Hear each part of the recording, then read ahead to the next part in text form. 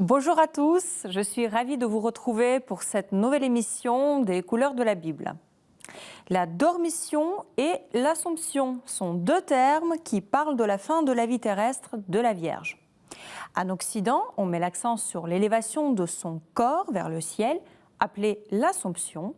En Orient, on parle plutôt de l'élévation de son âme, tandis que sa mort est assimilée à un endormissement. C'est donc la dormition. Ce thème a été largement repris dans l'art occidental, par exemple par notre premier peintre, Bartolomeo Vivarini. Il appartient à une famille d'artistes vénitiens du XVe siècle. Venise domine à cette époque les routes commerciales de la Méditerranée, entre l'Occident et l'Orient, et les influences orientales intègrent facilement les peintures vénitiennes. La Vierge de Vivarini est représentée sur son lit de mort. La frontière entre la mort et la dormition était parfois mince chez certains peintres. Marie est entourée des 11 apôtres venus de différents pays pour accompagner la fin de sa vie terrestre. Les personnages sur les côtés sont Saint Laurent et Saint Étienne. Le peintre a choisi de les intégrer dans cette scène. Dans le ciel, Jésus, dans une mandorle, auréole en forme d'amande, tient l'âme de la Vierge, représentée sous forme d'un personnage de petite taille.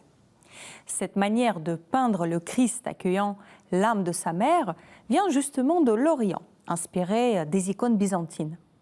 Cette image symbolique du Christ est intégrée dans un paysage qui se veut réaliste. Les dégradés de couleurs qui montrent la profondeur, figures humaines cohérentes, drapées habilement représentées, notre peintre applique volontiers des innovations de la Renaissance. Le paysage aride à gauche symbolise la fin d'un cycle et la mort, alors que les collines verdoyantes à droite renvoient à la vie, à la résurrection. Cette dormition de la Vierge est donc porteuse d'espoir pour tous. Notre deuxième tableau est réalisé par Hans Schaufelein, un élève du grand peintre Albrecht Dürer.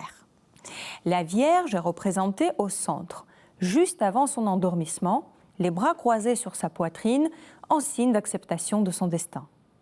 Les apôtres sont réunis autour d'elle.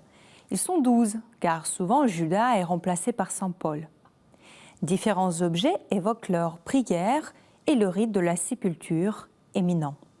La Bible, un cierge, un encensoir ou un récipient d'eau bénite. Une palme tenue par Jean, le plus jeune, signifie l'entrée au paradis et la résurrection. Le peintre montre une grande maîtrise en personnalisant les visages des personnages. Derrière leur dos, une feuille d'or décore le fond. L'or symbolise souvent la lumière divine, la présence de Dieu dans les œuvres du Moyen-Âge. Pourquoi l'artiste choisit-il cet artifice ancien qui n'est plus d'usage à la Renaissance ? Même si le Christ n'accueille pas l'âme de Marie dans ce tableau, le peintre a peut-être voulu suggérer ainsi la présence de Dieu. Notre dernière dormition, peinte en 1612 par Carlo Saraceni, est étroitement liée à la mort de la Vierge du célèbre Caravage, conservé au musée du Louvre, que vous pouvez voir à l'occasion. Le Caravage a été chargé de peindre ce tableau pour une église à Rome, mais il est refusé car il choque par son naturalisme. Le Caravage représente Marie comme une simple femme du peuple. C'est Carlo Saraceni qui est chargé d'un nouveau tableau, le nôtre, mais il est aussi rejeté. Saraceni fait partie de la génération influencée par le Caravage. La Vierge, les apôtres, Marie-Madeleine au premier plan à droite, sont peints aussi avec beaucoup de simplicité. Les apôtres ressemblent à des paysans, avec leurs mains disgracieuses, et les traits de Marie sont dépourvus d'élégance. Initialement, l'artiste la représente avec la tête affaissée et les yeux fermés, avant de la repeindre telle qu'on la voit aujourd'hui. Allusion trop évidente à la mort, manque de grâce, Saraceni a été obligé d'abandonner ce tableau et en produire un autre. Nos trois tableaux montrent que la Vierge Marie a été sujet d'interprétations très variées dans la peinture européenne. Des peintures canoniques ou libres qui tantôt magnifie sa sainteté, tantôt souligne son humanité.